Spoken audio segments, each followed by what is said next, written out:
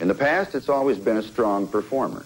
And while this latest version, due to government restrictions, doesn't carry the wallop of its predecessors, it's still not too shabby a machine. Anyway, here it is. You be the judge.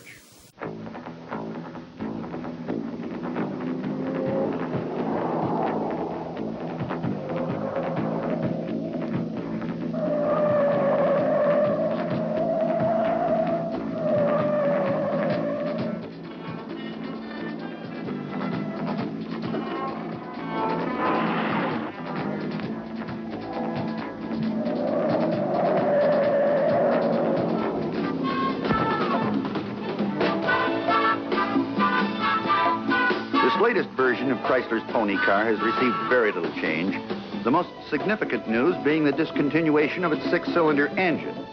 This two-door hardtop is the only body style, and there are two models, the Barracuda and our tester, the Cuda. Out of the hole, our 340 cubic incher produced a 0 to 30 run in 3.6 seconds. With the tires hot, the dig was better, and we ET'd the 0 to 50 mile an hour run in 5.9. Emission controls retarded our acceleration runs, and when we brought the Cuda out of the hole for the third time, it took 9.8 seconds to reach 70 miles per hour.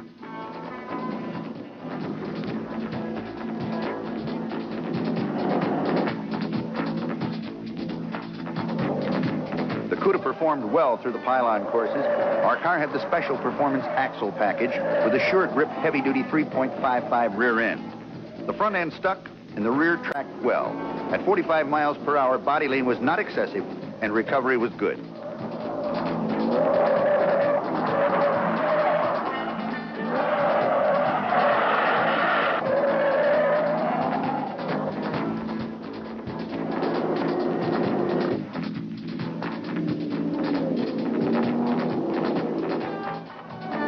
The car did well on the braking course.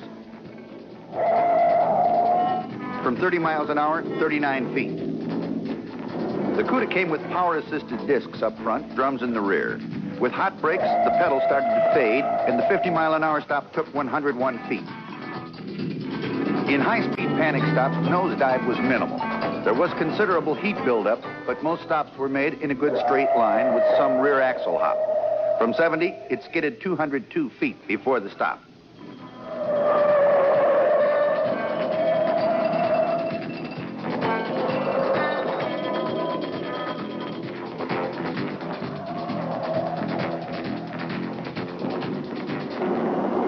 In high-speed cornering, the rear end seemed light and skitterish. We lacked the power to bring it through the corners with the throttle as we did a couple of years ago.